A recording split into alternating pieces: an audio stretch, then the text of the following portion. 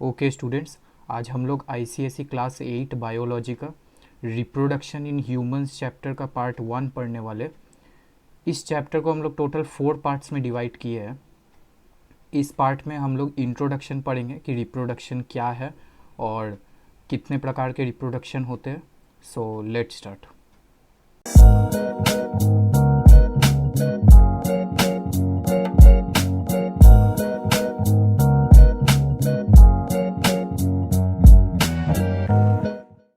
तो सबसे पहले हम लोग रिप्रोडक्शन के बारे में जान लेते हैं। तो देखो, रिप्रोडक्शन मतलब होता है production of new individuals. Okay, तो जब भी कोई लिविंग ऑर्गेनिज्म एक न्यू इंडिविजुअल को प्रोड्यूस कर रहा है, ओके, और वो जो इंडिविजुअल है इट इज़ मोर और less similar to the parent. ठीक है, पेरेंट मतलब वो ऑर्गेनिज्म जो कि रिप्रोडक्शन कर रहा है। अब वो जो इंडिविजुअल प्रोड्यूस हुआ है वो मोर और लेस सिमिलर होगा पेरेंट से। ठीक है, अब देखो ये रिप्रोडक्शन क्यों ज़रूरी है। तो फर्स्ट ऑफ ऑल तो रिप्रोडक्शन करने से जनरेशन आगे बढ़ सकता है। ओके, और एक चीज़, अगर रिप्रोडक्शन नहीं हुआ तो क्या होगा, कोई भी स्पीसीज़ एक टाइम पे ख़त्म हो जाएगा। ओके, बट ये रिप्रोडक्शन का कुछ डिसएडवांटेज भी है, जैसे हम लोग देख सकते हैं इन केस ऑफ ह्यूमंस क्या हो रहा है कि एक्सेसिव रिप्रोडक्शन के कारण पॉपुलेशन एक्सप्लोजन हो रहा है। ठीक है, तो अब देखो ये जो रिप्रोडक्शन है ये 2 टाइप्स के होते हैं। एक है एसेक्सुअल रिप्रोडक्शन। एसेक्सुअल रिप्रोडक्शन में गैमेट्स का इन्वॉल्व नहीं है। ठीक है, अब ये गैमेट्स मतलब क्या है, तो देखो गैमेट्स एक तरह का सेक्स सेल्स है। ठीक है, और वो सेक्स सेल्स रिप्रोडक्शन में हेल्प करता है। कैसे करता है वो हम लोग बाद में देखेंगे। तो इतना हम लोग जान लेते कि एसेक्सुअल रिप्रोडक्शन में गैमेट्स इन्वॉल्व नहीं होते हैं।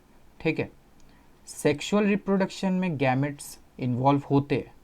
ठीक है, तो हम लोग सबसे पहले एसेक्सुअल रिप्रोडक्शन देख लेते हैं। तो एसेक्सुअल रिप्रोडक्शन को हम लोग 3 टाइप्स में डिवाइड किए। Binary fission.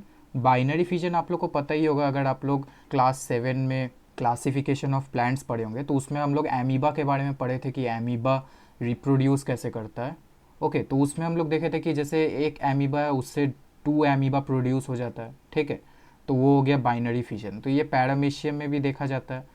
और देखो और एक प्रकार का reproduction that is multiple fission. ठीक है, मल्टीपल फिजन भी एमीबा में देखे थे हम लोग कि एक एमीबा से कितने बहुत सारे एमीबा प्रोड्यूस हो रहे हैं। ठीक है, तो अगर आप लोग को नहीं पता है तो आप ऊपर आई बटन में क्लिक करके वो वीडियो देख सकते हैं। नेक्स्ट जो टाइप है दैट इज़ द बडिंग। अब देखो बडिंग क्या है। बडिंग एक प्रकार का एसेक्सुअल रिप्रोडक्शन है जिसमें क्या होता है, पेरेंट बॉडी के आउटसाइड में एक बड प्रोड्यूस होता है। ये जनरली हाइड्रा में देखा जाता है। आप देख सकते हैं दिस इज़ द हाइड्रा। अब हाइड्रा में क्या होगा ना, ये एक बर्ड प्रोड्यूस होगा। ओके, और ये बर्ड आस्ते आस्ते ग्रो करके जब तक कि वो प्रॉपरली बिग नहीं हो जाए वो आस्ते आस्ते ग्रो करने लगेगा। ठीक है, ग्रो करते करते वो एक टाइम पे डिटैच हो जाएगा पेरेंट बॉडी से और वो खुद ही में अपने एक इंडिविजुअल हो जाएगा। ओके, मतलब वो एक इंडिविजुअल हाइड्रा बन जाएगा। तो इसी प्रकार से बडिंग होता है। Third is regeneration. अब देखो रीजेनरेशन मतलब क्या हुआ, the process of generating lost parts is called regeneration. मतलब क्या हो रहा है, हर एक बॉडी पार्ट से एक न्यू इंडिविजुअल प्रोड्यूस हो रहा है। जैसे एग्जाम्पल प्लेनेरिया, आप देख सकते हैं this is the structure of planaria. तो अब प्लेनेरिया सपोज अगर किसी कारण डिवाइड हो जाता है, ठीक है, किसी कारण उसका बॉडी पार्ट कट गया, तो अब वो क्या होगा, ये जो बॉडी पार्ट है ये हर एक बॉडी पार्ट से एक इंडिविजुअल प्लेनेरिया प्रोड्यूस हो जाएगा। ठीक है, तो इसी को बोला जाता है रीजेनरेशन। तो ये हाइड्रा में भी देखा जाता है। अब हम लोग देख लेते हैं सेक्सुअल रिप्रोडक्शन।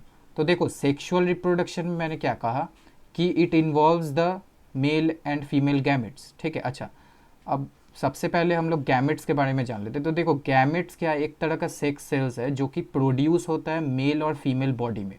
ठीक है, मेल बॉडी में भी गैमेट्स प्रोड्यूस हो रहा है, फीमेल बॉडी में भी गैमेट्स प्रोड्यूस हो रहा है। अब ये मेल और फीमेल गैमेट्स क्या होगा, एक दूसरे से फ्यूज़ करेगा, जो हम लोग नेक्स्ट पार्ट में देखने वाले हैं कि वो कैसे फ्यूज़ होता है। ओके, तो वो मेल और फीमेल गैमेट एक दूसरे से फ्यूज़ करते हैं।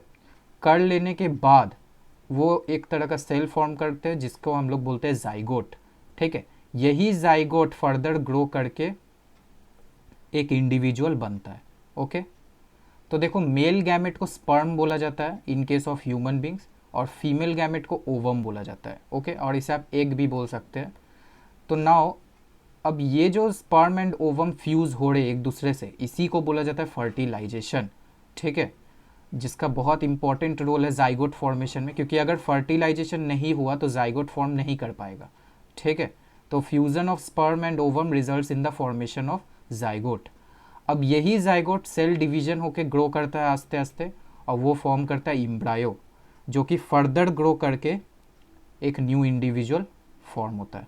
ठीक है, तो इसी प्रकार से सेक्सुअल रिप्रोडक्शन हो रहा है। तो अब देखो, ये तो हम लोग ह्यूमन सेक्सुअल रिप्रोडक्शन के बारे में देखें, तो नॉर्मली जो भी लिविंग ऑर्गेनिजम्स है जिसमें सेक्सुअल रिप्रोडक्शन होता है, उसमें भी सेम केस है। उसमें भी मेल गैमेट फीमेल गैमेट के साथ फ्यूज़ करेंगे, जिससे एक न्यू इंडिविजुअल का डेवलपमेंट होगा।